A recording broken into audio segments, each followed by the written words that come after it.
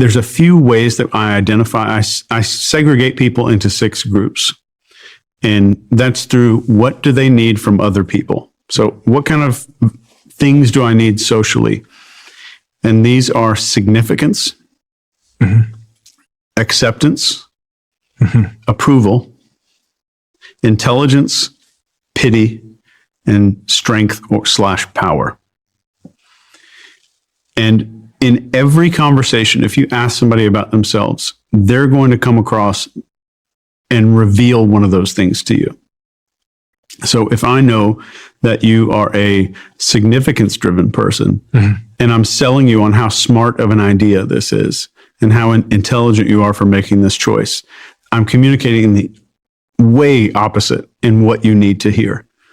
So the moment that I hear you talk about yourself, your accomplishments, what you like in life, what happened for you this week, what's a great memory that you have, every conversation, you're going to hear this stuff starting to get revealed. So you hear somebody these are conversations or things that you could hear in a conversation pretty quickly. You start talking to somebody and they said, yeah, I'm actually the CEO at that company. I've got 490 people that work for me, and I'm probably going to be making an exit sometime next year. So you hear that. There's significance, right? Then you listen for approval. And this is when you hear people say, well, I got to go up on stage tomorrow, but I suck at public speaking. I'm going to really bomb at it. I'm just really nervous. Trying to get you to say, no, you don't suck. You're great. You did great last time. You're going to rock this. You got this. Then you have the acceptance people. They'll always use the terms like we, us, our, and just team. So the acceptance people are all about like, I'm a member of some kind of group, and that'll come across in their communication. So you ask a significance person about a vacation, and they say, yeah, I went down to Miami. It was fantastic. I had a great time. And I just got back last night. You ask an acceptance person, they'll say, we went down there. All of us went to this thing, and we did this. So you hear a lot of this language that talks about groups and membership. You get into the intelligence side. How often do you hear people go, yeah, I actually got my MBA from this person. Oh, I did my master's thesis on that. So you hear this intelligence stuff come out of people. And the pity is you can identify a pity person pretty well. And those are the hardest people to communicate to. And the pity person always, like if I want to give you the ideal thing to say to each one of these people, the pity person wants to hear, I can't believe all the stuff that you've been through and you've got to this point. Because I don't think many people would have. Pity wants recognition of suffering. And finally, we have the strength and power person. And this isn't always Biff from Back to the Future. So it can be somebody who's a leader in a company, but they want control. So significance is, do I make a difference? Strength and power is, do I have control over other people? These are everybody from like the leader who kind of forces his way into the top to the guy with the ridiculous jacked up pickup truck that has like the plastic testicles hanging off of the back of it. And once you understand what categorization someone fits into, how would you show up in a way that's effective in communicating with them? Say, for example, if I'm talking to a significance person, do I just, and I'm trying to close a deal with them or something, do I pander to their significance? Is that? Yeah. So there's a few other types that we teach intelligence people to identify. There's the 6 ways we make decisions, and then 6 ways that we have values, which is our end goal that we want. But I want to speak in a way that says this decision is going to increase your level of significance. And I want to compliment them on their level of significance right before I ask them for something. So I could say, Stephen, this is a great podcast. You've got millions of subscribers, and it's obvious you make a difference in so many people's lives. And you are a significance person. So that would be effective for you, because I know that you want to make the biggest difference that you can. And I want to speak in a way that A, speaks to their needs and lets them know that I am a source for that. But B, that making this decision, whatever we're talking about, selling a car, whatever, is going to increase your ability to get that same need from other people.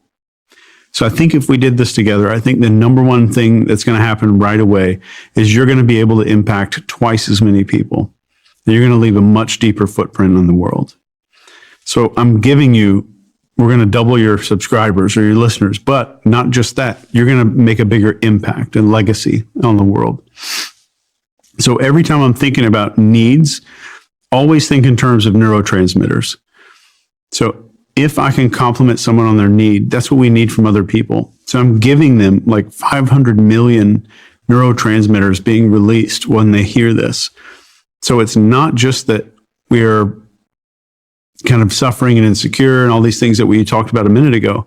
We're also drug addicts, everybody. We just need to identify the drug that person's addicted to. I was thinking about the pen. I was going to ask you if I'm an intelligence person and you had to sell me the pen. Yeah. How would you go about that? I think there's a lot of people in the world out there, and I think most people just do what other people do.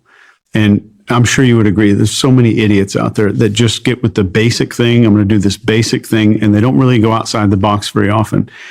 And every once in a while, you meet somebody who knows higher quality things. And you meet somebody who is able to see things at a level different than other people. And I would talk about that intelligence while subconsciously I'm associating all of that with this. This is different. It's unique. It's a pencil. But it's not like other pencils. It's not the basic run-of-the-mill thing. So I want to present that in a way, and I'm going to start with a negative comment. And this is one of the most effective persuasion strategies, I'm going to negatively associate something I don't want you to have. So let's say we're starting our podcast, and I'm afraid Steven's not going to connect with me. And I know that you're significance driven. As we started out, imagine if I said something at the very beginning of this podcast and I said, Steven, thanks for having me, man. And there's so many people out there. And anytime I say something negative in a conversation, I never want to gesture in between you and me. I always want to gesture away. So we're talking about other people.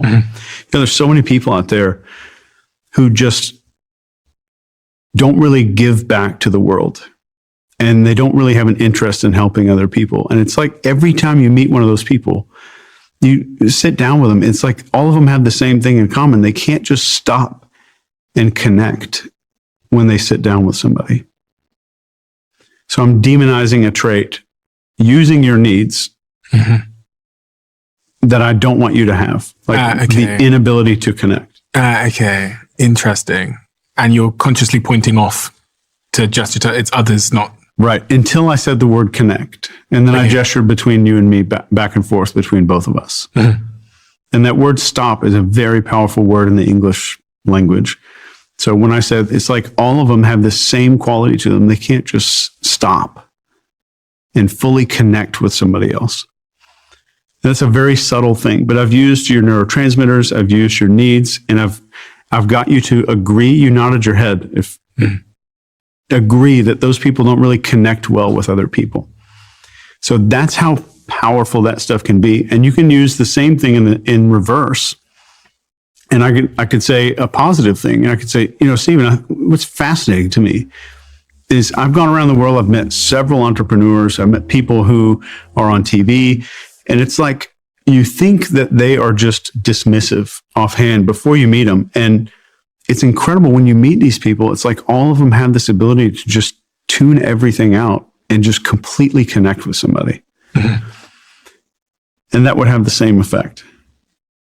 And what's going on there? People, we want to be that person because it's positive. We want to live up to that expectation set. Right. So what I've done is I've got you to say, as Chris Voss would put it, that's right. Okay. But I've got you to say that about who you are as a person. Okay. So now I'm not changing your ideas, I'm changing your identity. Changing my identity or? Yeah, because you've made an agreement about who you are. You've nodded your head. Okay. And if I wanted to take that further, I would make an admission first and I'd say, you know what? I had social anxiety growing up and I'm curious, what is it that, have you always been able to just connect with everybody you talk to, or is this something that you had to work on? Oh, is that a question? Yeah. Okay, but I know it's not a question. Yeah. Yeah, but it's a good question. The moment that you ask, that you start to answer that question, You've made an agreement about who you are as a person. So if I wanted somebody to be less closed off, I might say, I've spent my whole life just worried about what other people think. And I was 25 before I got to a point where I was able to open up. Have you always been this open with people, or did you have to work on that? Mm-hmm. So just any answer, and no one's going to give you an answer of like, actually, I'm just closed off. I'm very closed-minded. And that's maybe a 0.1% of people. So small agreements, and none of these are designed for people to take word for word. I guess they can. But it's about the idea of getting someone to comment on their own identity, who they are as a person. Is there anything else as it relates to communication that's especially important? It's funny that so many people are interested in the communication part more so than the listening part. They want the flight checklist. Yeah, it's the thing with Julian Treasure, who did the TED Talk on how to be a great speaker. Mm-hmm. He told me he also did a TED Talk on how to be a great listener. No one listened. He said everyone wanted to. His one on speaking has got like 35 million views, but the one on listening, just no one's interested in that. But I'm guessing listening plays a pretty critical role to being a great speaker. Yeah, and listening means I can identify who you are and what the needs that are driving you, and the social needs, and the way that you make decisions. Is that part of the observation part? Yes, absolutely. Just listening to that means that now I have the right words to use for the communication, and the right understanding of what motivates you as a person. So if I'm a therapist, that makes me a better therapist. If I'm a hostage negotiator, that makes me a better hostage negotiator. And if I'm a suicide hotline operator, that makes me way better at my job because I'm understanding exactly who I'm talking to. And my goal is to talk someone into doing something that they normally would not do. You talk about this elicitation. Yeah. What is elicitation? It's a CIA technique, right? It is. It was originally came up with by this guy named John Nolan, and his book is no longer for sale. You have to get it on eBay. It's hard to find. But the book is called Confidential. Why isn't it no longer for sale? I think that he just kind of pulled it off the shelf. I'm not sure. Okay. So elicitation is about using statements instead of questions. And I'll give you an example. Let's say you and I walk into Whole Foods, we're in New York, so it's probably a block away somewhere. Mm-hmm. And we walk in there, and there's, let's say there's a young lady stocking produce. Mm-hmm. And you get in there, and I say, all right, Stephen, your goal is to go figure out how much she makes in 60 seconds, and you're not allowed to ask any questions or be awkward. And that's tough, right? It sounds really tough. So if you went over to her, and this is a generalization just to get you to understand what elicitation is, and said, hey, I'm trying to find the baby carrots. And she walks you over there, but while you're walking, you say, I just read this article online that says all Whole Foods employees just got bumped up to $26 an hour. That's fantastic. And she turns around and goes, what? No, I make 17. So now she doesn't feel like she's been pressed or questioned about how much she makes. She's correcting you. Mm-hmm. Or let's say you got into an Uber tonight and you said, I just read this article that Uber drivers were one of the top most highly satisfied employees in the country. You're going to get a correction. And you're going to be like, what? Where did you read that? So triggering a need to correct the record is one of the easiest ways to use elicitation, but it's only one. Another one is just making a statement afterwards and saying, I bet you had some interesting experiences doing that, or I can imagine that was challenging. Statements are always going to be better than asking pointed questions because a person feels like they're volunteering information. The third layer of that is disbelief. So let's say I wanted to ask if you just got back from vacation and I didn't want to use any questions.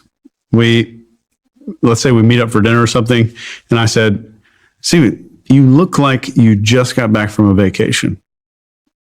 That's a statement. And you're like, no, actually, I've been doing this, this, this, and this. So now you've given me more than if I just asked if you were on vacation. Mm-hmm. And I said, wow, that had to be interesting. I can't imagine that. There's got to be a lot of stuff going on there. And you start talking more and more and more. And then, like, that sounds great. There was no challenges to that entire trip. I love when everything is 100% flawless.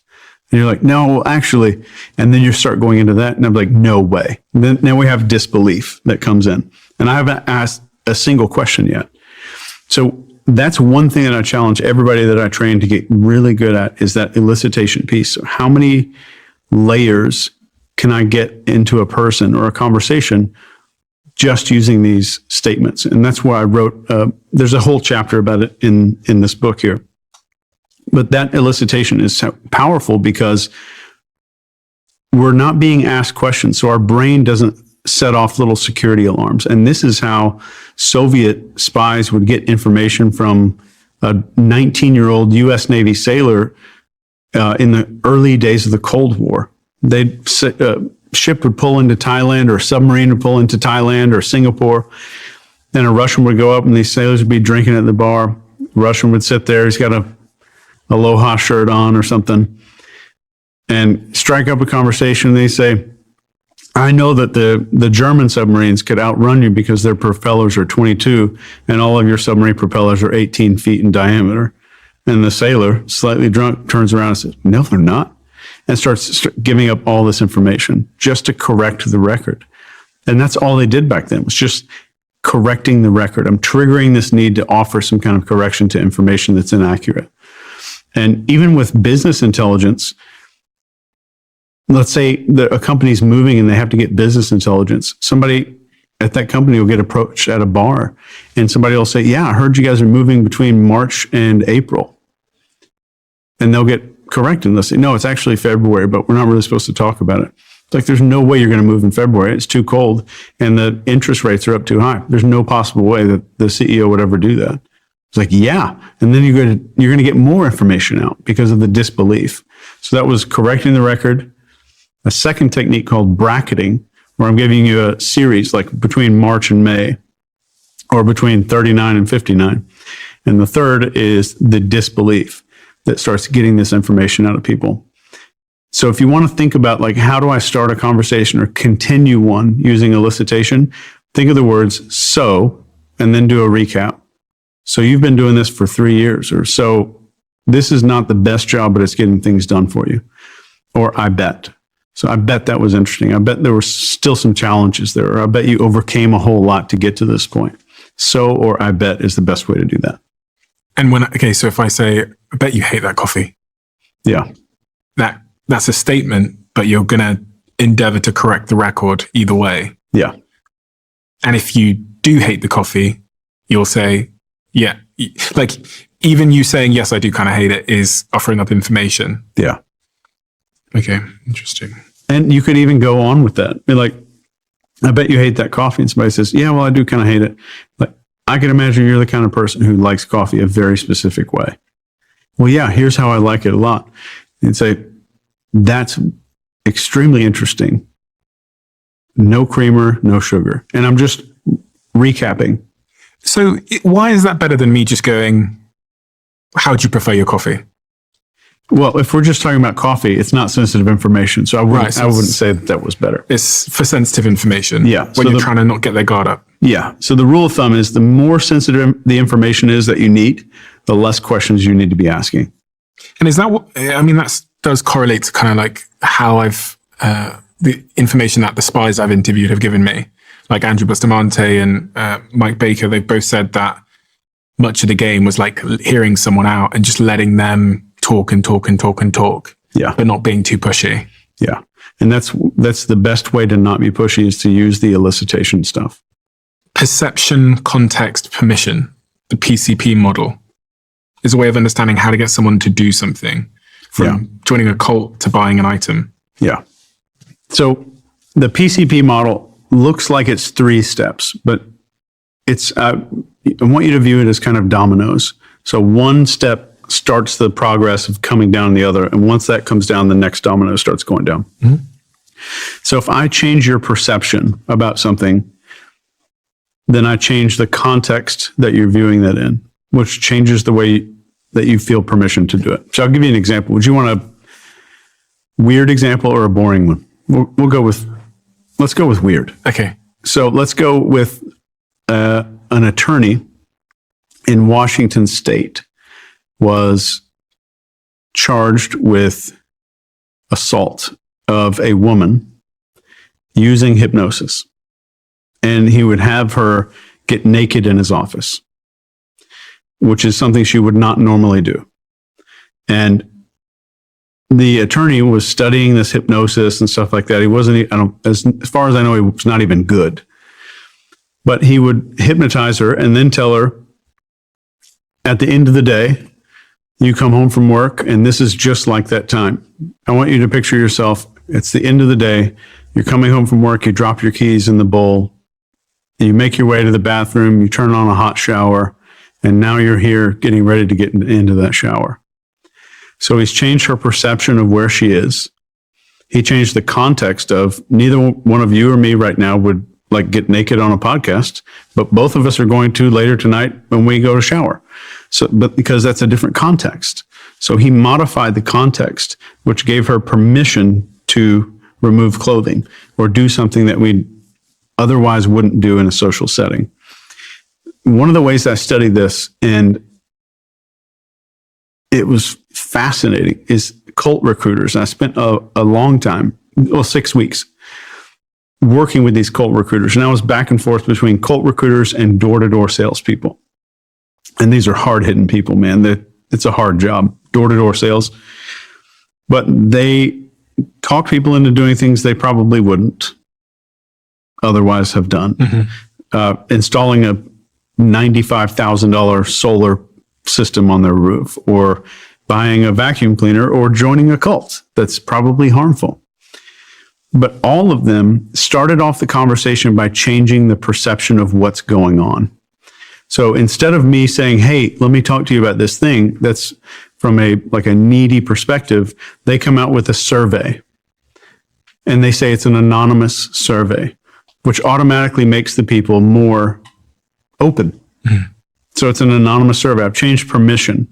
So now the context has shifted slightly. And if I could change your perception again, would you rather be in a group of people who feel like family or people who are related to you? So I start asking all these little questions about how would you rather live your life in a way that's like just kind of nudging you down into this cult mindset of like, do you want to be around people that enjoy your company? Like those kind of questions. So more perception changes. Now the context shifts to where I've just made 25 agreements about who I am as a human being. So now my context is way off, which shifts my permission. It's like, I have permission to do this because that's the kind of person I've just agreed to be. And that's who I've said that I am. I have to do this because that's cognitive dissonance like crazy. And one thing I teach about any persuasion, whether you're doing a psyop on an entire country, or you're just manipulating one person, or doing therapy on one person, your main weapon as a person who is persuasive or influential is cognitive dissonance. Which is? I'm getting you to be uncomfortable because the way that I've got you to see the world doesn't match up with what you're doing. So the easiest thing for you to change is what you're doing. Instead of changing your mind about something or calling yourself dumb, I just get you to do something different. And that's weaponized cognitive dissonance. And we're seeing a lot of that with the extreme left, extreme right politics on both of those extremes. Once I get a person to make even one or two or three statements about their identity, I have drastically altered how they're going to behave in the future. Robert Cialdini, who wrote Influence and Persuasion, a wonderful human being, wrote about this, where a few weeks before they go ask somebody to put a giant ugly sign in their yard that says drive safe, huge ugly sign. 2 weeks before that, they go by door to door and say, do you support safe driving? Yes or no? Who's going to say no? It's like 91% said, yeah, I support safe driving. And they said, good. Will you put this tiny sticker in your front window? Tiny little sticker. And just to let us know that you're supporting safe driving. That's all we ask you to do. 2 weeks later, they come back to the neighborhood. Like 89% of people are sticking these signs in their yard. The other neighborhood they did the test on didn't have this little survey, do you support safe driving first? And it was like 6% stuck the sign in their yard. So making one agreement about who I am and then taking action on it. So if I can get you to take action on something, not just between you and me, now I got you to put a sticker on your window. I got you to do something that alters the way other people see you. So if I can get you to make something that I've got you to believe public, I can get you to make a Twitter post, I can get you to make a Facebook post. Now I've captured identity. So most persuasion and influence training in the world is about capturing ideas. Identity is where you truly get to change behavior, because I'm getting you to agree that you are a certain type of person before I want you to do anything. Interesting. It explains a lot about politics, in fact. You know, what we see go on in the election cycles, and also just how a political party, political group can slowly drift together to a position that objectively you go, bloody hell, that's crazy. Yeah. You know, because they kind of slowly, they say, I'm this party, I signed up to this particular political party. And then slowly, just with like creep of beliefs, you end up over 10 years, all of you believing and thinking something is okay. Yeah. It's interesting. Just because you made an agreement. I guess in part that explains some of the wars as well.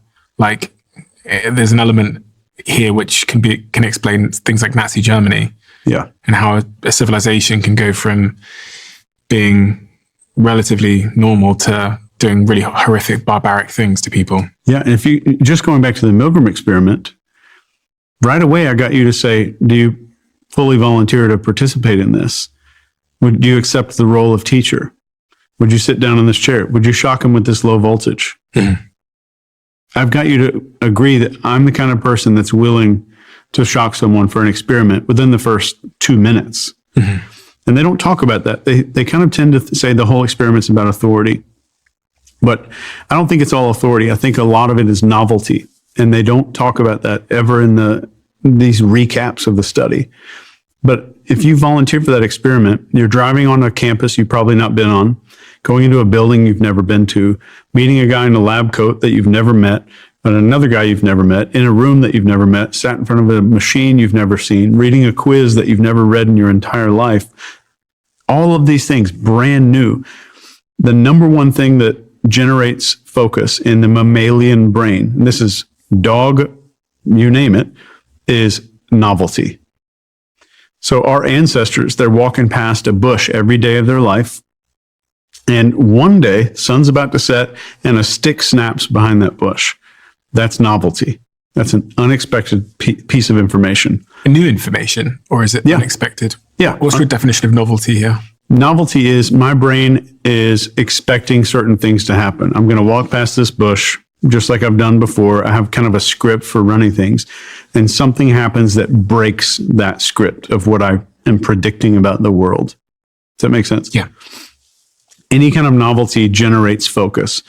So the 4 things that we can manipulate inside of a human brain spells out the word fate.